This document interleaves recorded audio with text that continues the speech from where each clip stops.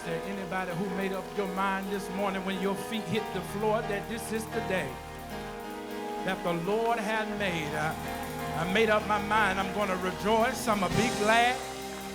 No matter what's going on, no matter what it looks like, I'm going to rejoice. I'm going to be glad. Stuff on my mind, but I'm going to rejoice and I'm going to be glad because this is the day.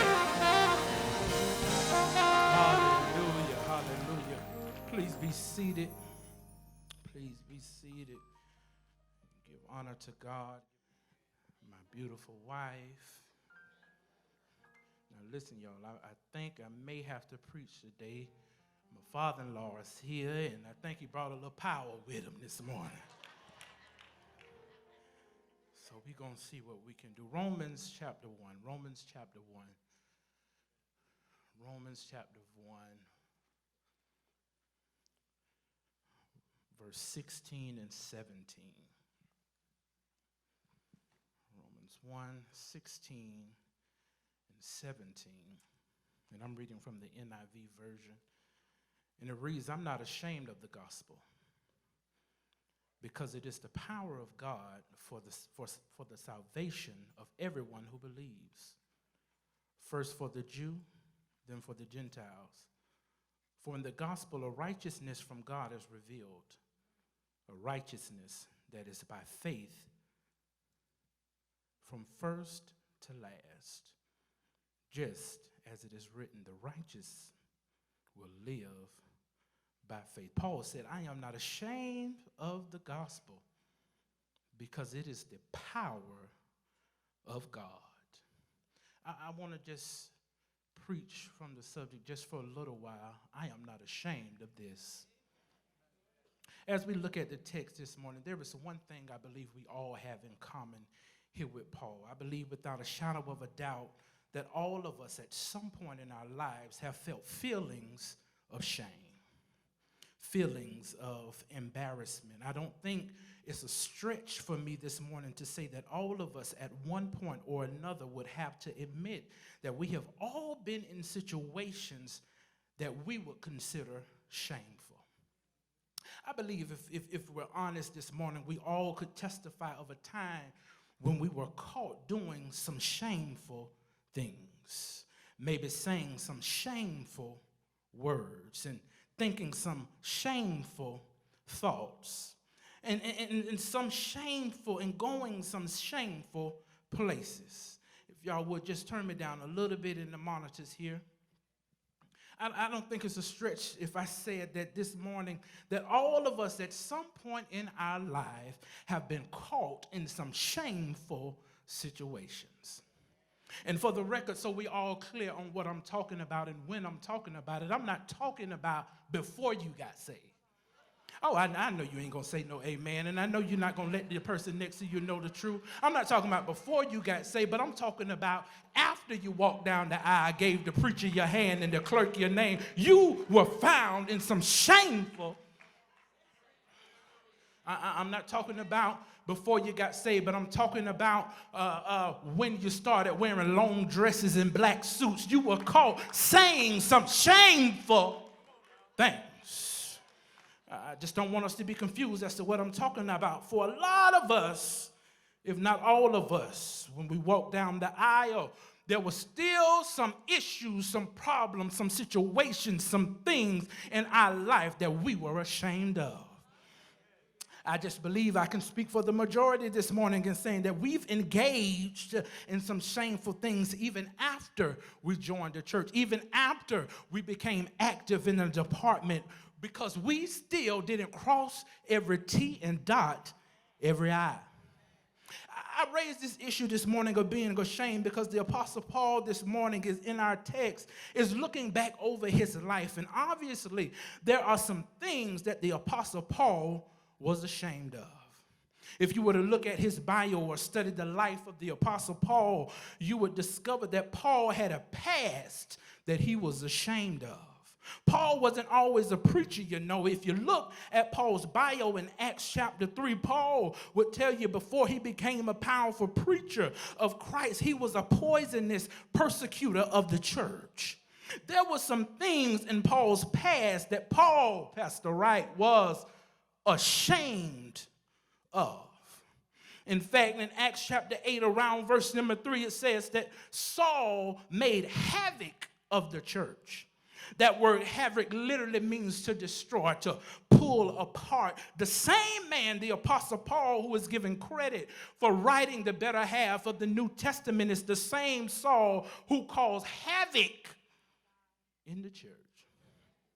The text said that he went into every house, dragging off men and women, committing them to prison. Paul had some issues, some things in his past he was ashamed of. I'm not going to tell you to turn to your neighbor. Don't look at nobody, but if you would, just out of your peripheral, look at, with your side eye, look at the person sitting next to you. I hate to be the bearer of bad news, but that person that you're looking at out of your side eye has some things in their past that they might be ashamed of. I would even take it a step further, that if you knew the totality of what they really went through next week, you might change your seat. Because we all have some stuff in our past that we're ashamed of. They haven't always been in church on a Sunday morning. Hey, some of those Sunday mornings you had to take to recover from what you did on Saturday night. Okay. They haven't always looked as good as they're looking now. Sometimes they were tore up from the floor. Well, I'm talking about the person that's sitting next to you. Don't look at nobody now, because somebody looking at you at the... Paul is here writing to a church who is familiar with his past. Now, it's one thing when you know what you've been ashamed of, but it's a whole nother ball game when the people you're around know what you're ashamed of. The people who seen you do that which you were ashamed of. Paul is talking to the church in Rome, and they are familiar with his past. They are familiar with what he has gone through, and they know he's not proud of what he's been through. They knew that Paul had a past and that he was ashamed of.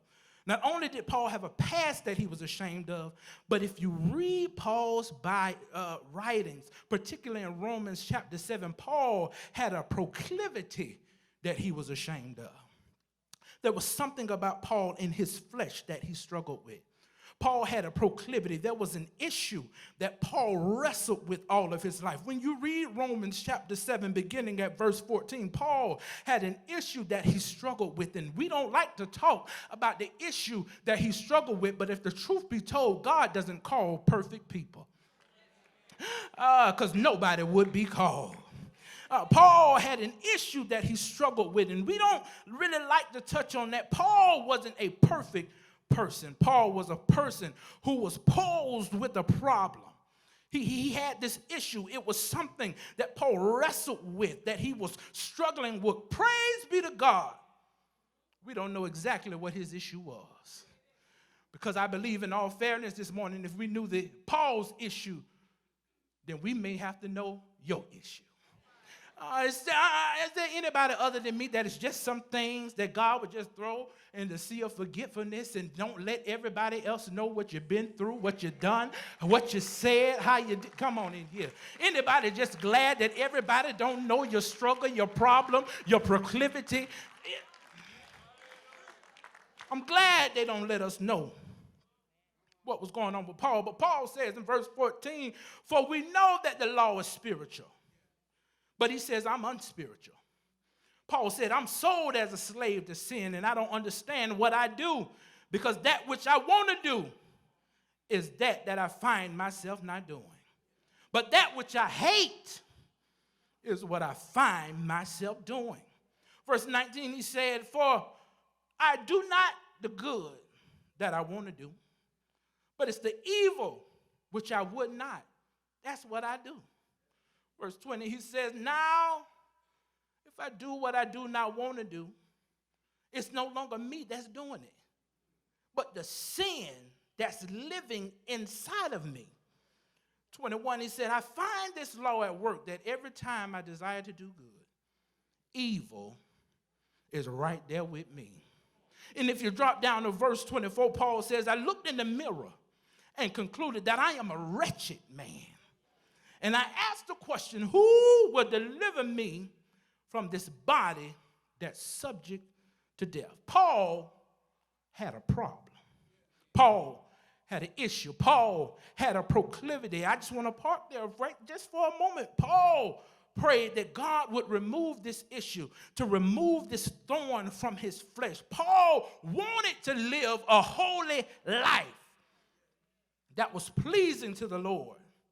But when you read Corinthians chapter 12, Paul went to the Lord 3 times to remove this thing, this issue, this problem, this thing that he was wrestling with. And then instead of God removing Paul's grief, God released his grace.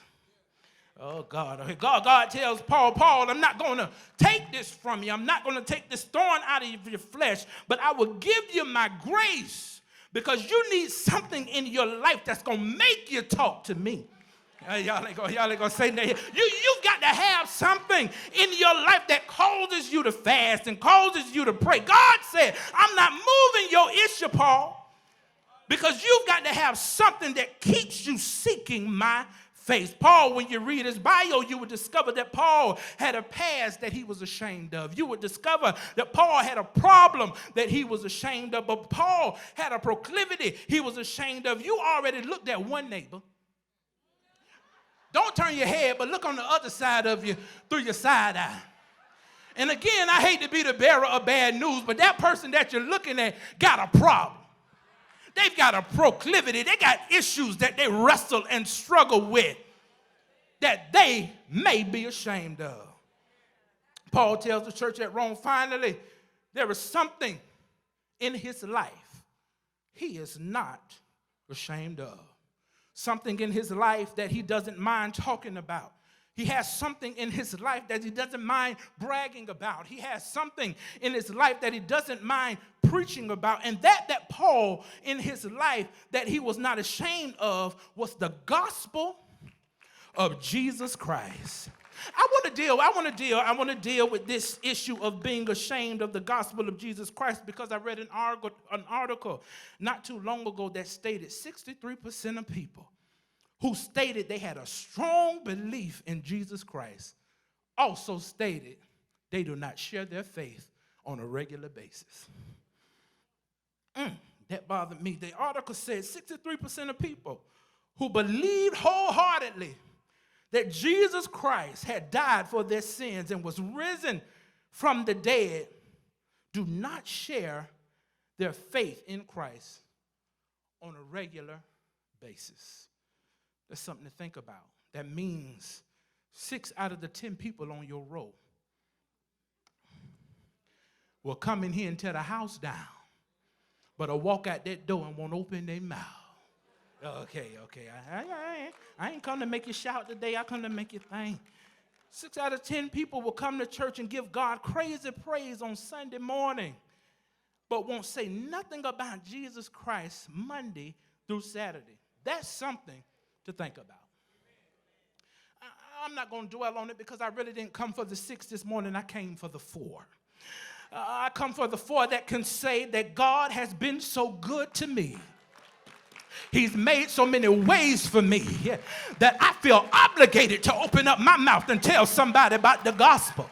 I didn't come for the 6. We're going to talk to the 6 and deal with the 6 another time. But for the 4 that's on your row, the 4 out of 10 who can say, God has been so good to me. He's made ways out of no ways. He made ends meet that should never met. God, I'm obligated to open up my mouth.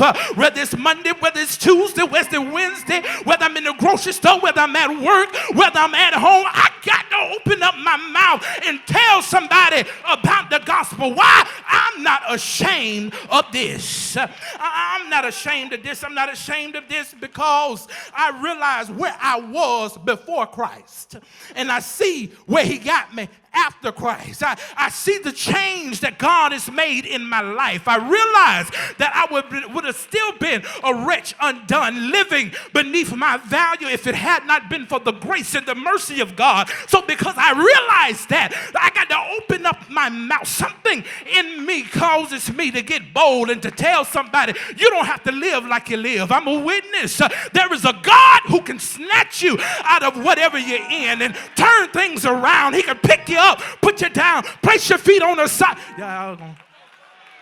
I come for the four. I come for the four. Everybody ain't got to clap. Everybody ain't got to holler. Everybody ain't got to stand up. But for the four of y'all who can say, oh my God, I would have never made it if it had not been for the Lord on my side. And I refuse to shut up. I refuse to back down. I refuse to be quiet. Every chance I get, I'm going to tell somebody about the gospel. I'm not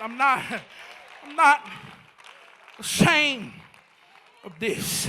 My argument is when I look back over my life and see how good God has been to me, when I see the ways he's made for me, when I see the doors he's opened for me, when I see the sacrifices he's made for me, I'm obligated. I've got an obligation not to be ashamed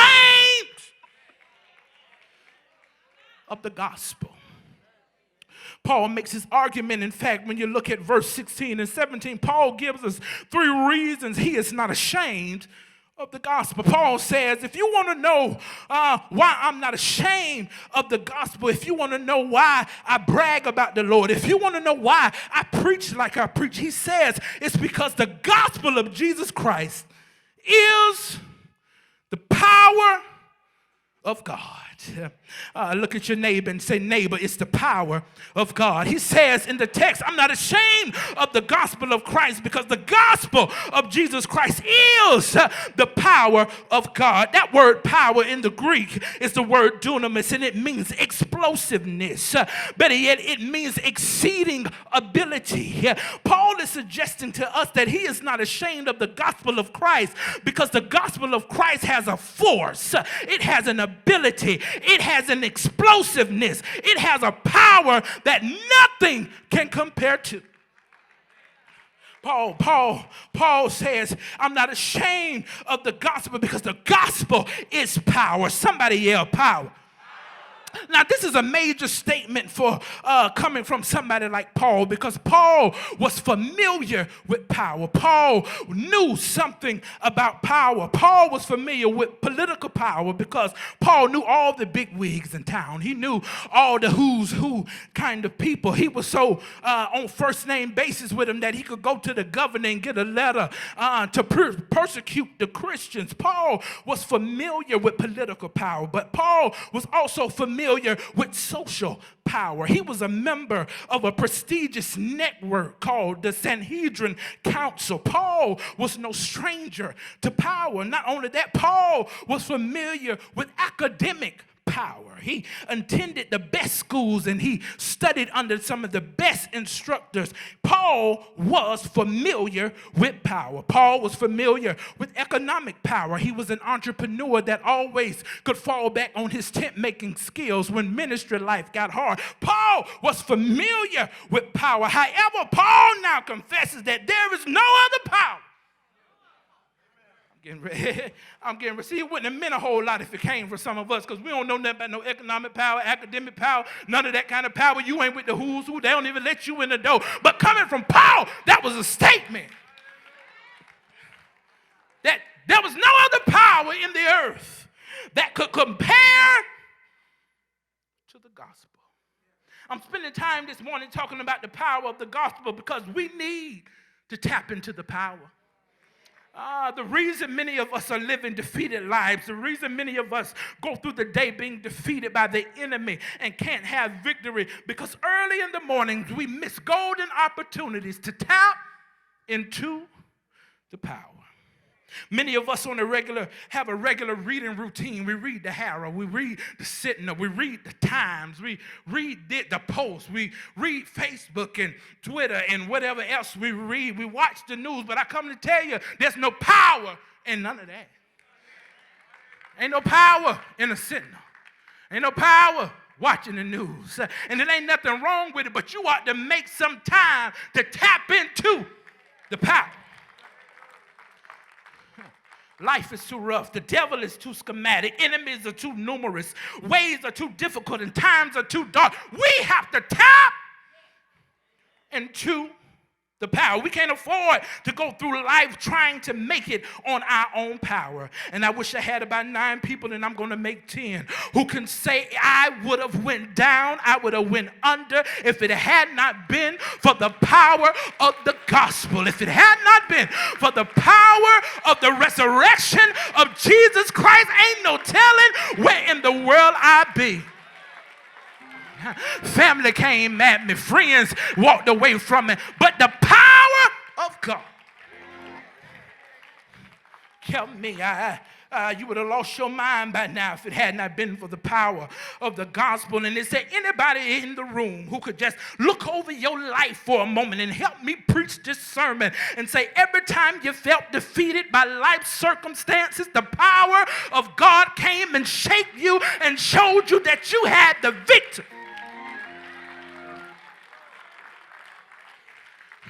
Been times that you were down and you were able to go to the gospel and pull up a word that changed the trajectory of your day. In the midst of your tears, there was a word that declared weeping may endure for a night, but joy was coming in the morning. In the midst of feeling depressed, the word declared that in his presence was a fullness of joy. In the midst of feeling sick in your body, the word declared by his stripes you were already healed. In the midst of feeling forsaken by family and friends, the word told you that when mother and father forsake you, then the Lord would take you up.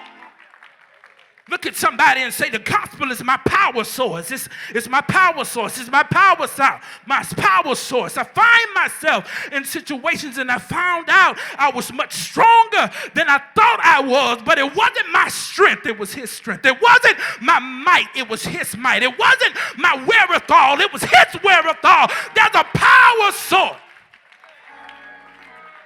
that can't compare to any other power in the earth. How can I be ashamed of the gospel when I know that's the reason I'm here? How can I be ashamed of the gospel when I know that's the reason that my mind is still intact? How can I be ashamed of the gospel when I realize that that's why my emotions haven't gone all over the place? How can I be ashamed of the gospel when that's the only thing that keeps me getting up every morning looking as good as I want to look? How can I be ashamed of the gospel? Paul says, I'm not ashamed of the gospel, number one, because the gospel of Jesus Christ is the power of God. Secondly, he says, I'm not ashamed of the gospel of Christ because not only is it the power of God, but it's the pull of God. Paul says, I'm not ashamed of the gospel because it is the power unto salvation to everyone that believeth. To the Jew first, also to the Greek. Watch this. Paul said, I'm not ashamed of the gospel, for it's the power of God unto. A better rendition, a better word choice could be for salvation. In other words, Paul says God uses the gospel for our salvation. That word salvation literally means being rescued from danger. Salvation in this verse literally means to be pulled out of slavery or out of a dangerous situation. I'm talking about salvation. The thought that Paul is conveying is this: God used the gospel of Jesus Christ to pull us out of danger. I'm going to preach it just a little while. God used the preaching of the gospel to come find us where we were and rescue us out of our situation. I was watching a documentary on YouTube about the tragedies and the car accidents caused by texting and driving. It was one man on there telling his story about a terrible accident that he was in. This was a big guy, big muscular guy, who said he was in the car and he got in a car accident and the steering wheel was pinned against his chest. He said all he tried to do, he couldn't free himself. Big as he was, as many muscles as he had, he could not free himself. He said people stopped and came and they couldn't free him. He said he heard the sirens. Okay, I'm getting ready to be free. It's going to be all right. Sirens coming, the EMTs came. They tried. They could not get him out. Before too long, the fire and the rescue came. But the fire and the rescue brought something with them. They brought the jaws of life. And he said before he knew it, they cut the car in half and pulled him out. I come to tell somebody that the gospel is just like the jaws of life. And you know, like I know, that you've been in some situations just like this gentleman, where life was pinned all up against you. Sin was pinned all up against you. Shame was pinned all up against you. You did everything you could to get out of it. You did everything you could to get yourself free. Mama couldn't get you free. Daddy couldn't get you free. Pastor couldn't talk you free. You couldn't give yourself free. It felt like you almost couldn't pray yourself free.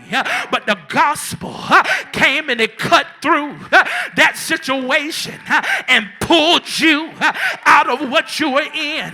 Is there anybody in the room who can say, I thank God for the gospel, because the gospel will pull me out.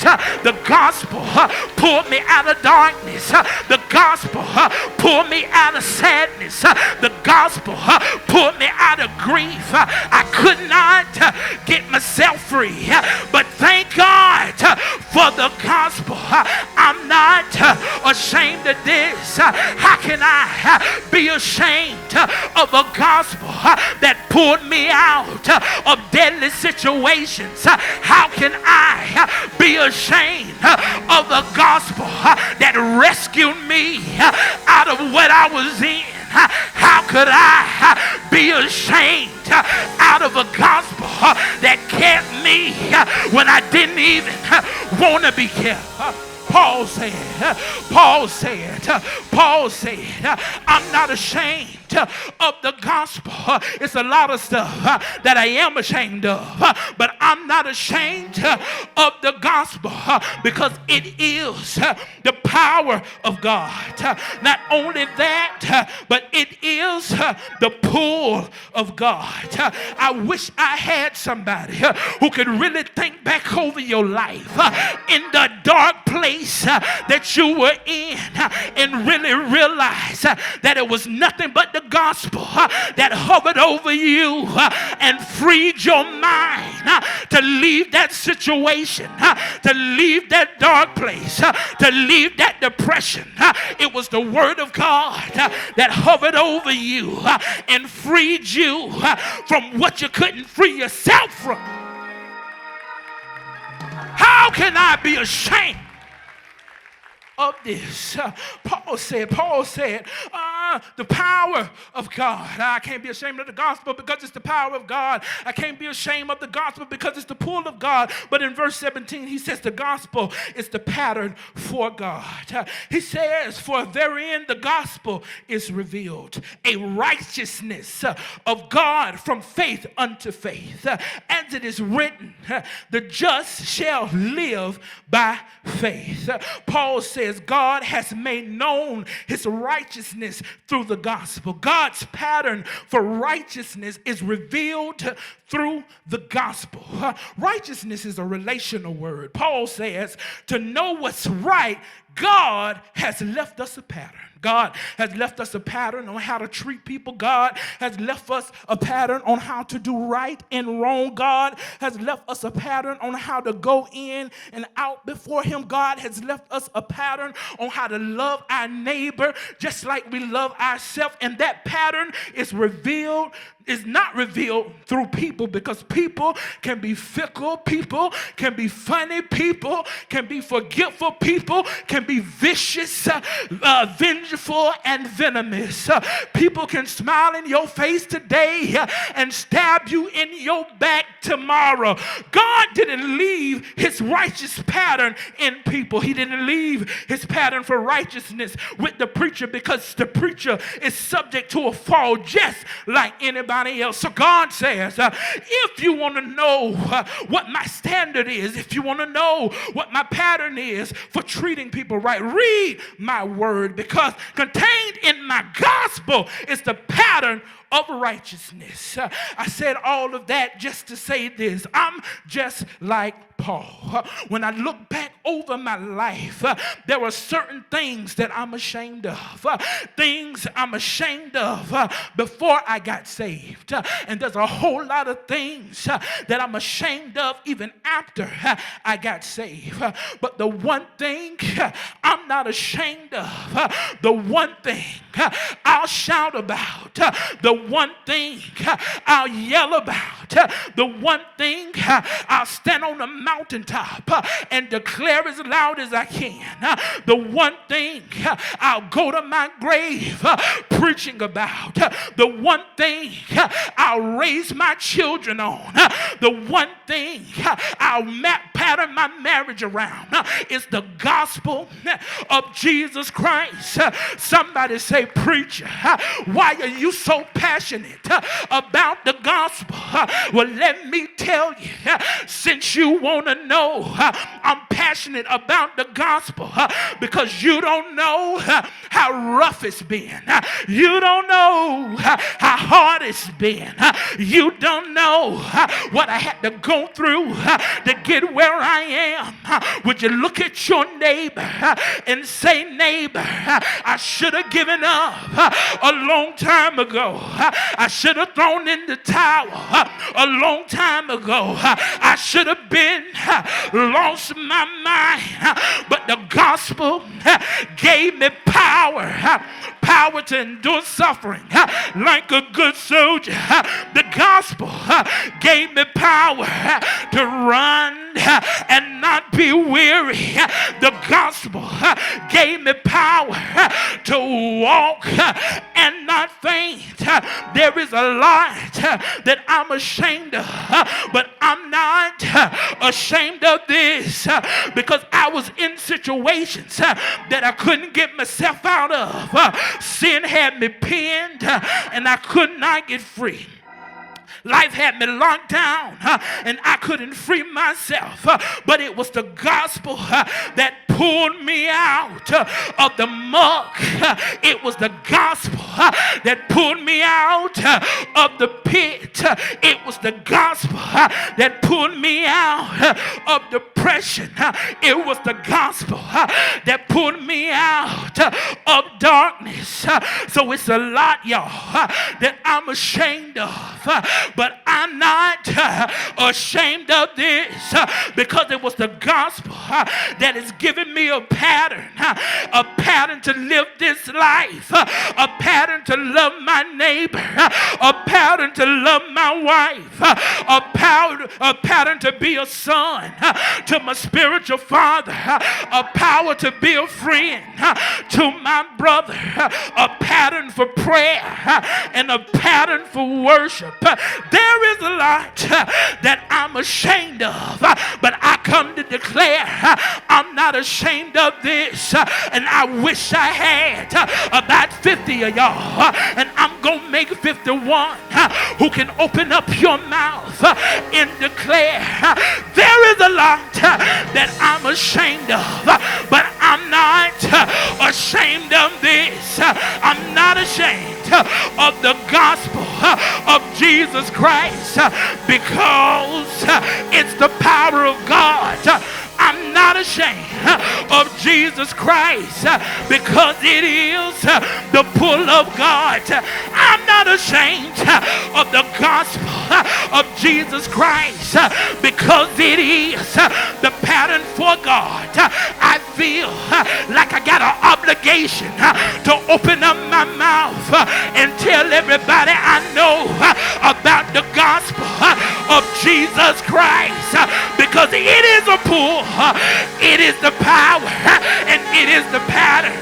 What the world needs is the gospel because it is the power, it is the pull, and it is the pattern.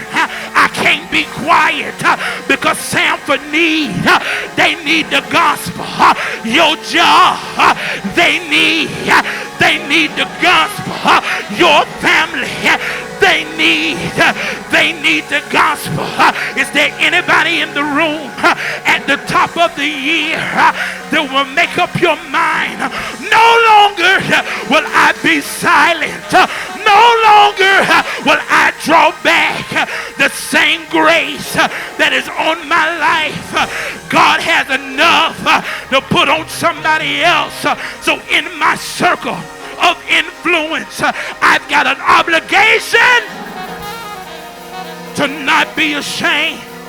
Somebody say yes. Somebody say yes. There is a lot that I'm ashamed of, but I'm not ashamed of this. Say what you want. Look at me like you want. Every time I come through the door, I've got to praise because there's a lot that I'm ashamed of. But I'm not ashamed of this. When I'm in the grocery store, I may tell somebody, do you know the grace that God has given you through the finished work of the cross? Because I'm not ashamed. Talk about me. Look at me. Wonder. God has called me to be peculiar anyway. The people that follow him peculiar anyway. I'm not ashamed.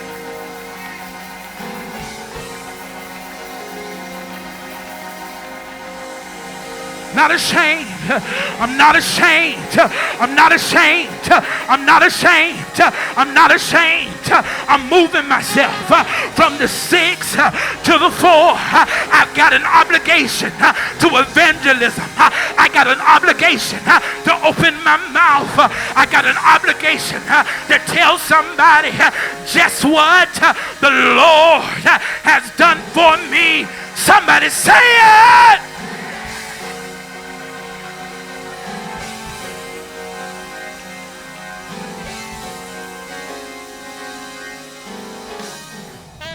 There's a lot that I'm ashamed of, but I'm not ashamed of this. There's a lot that I'm ashamed of, but I'm not ashamed of this. If we, the body of Christ, will stop being ashamed,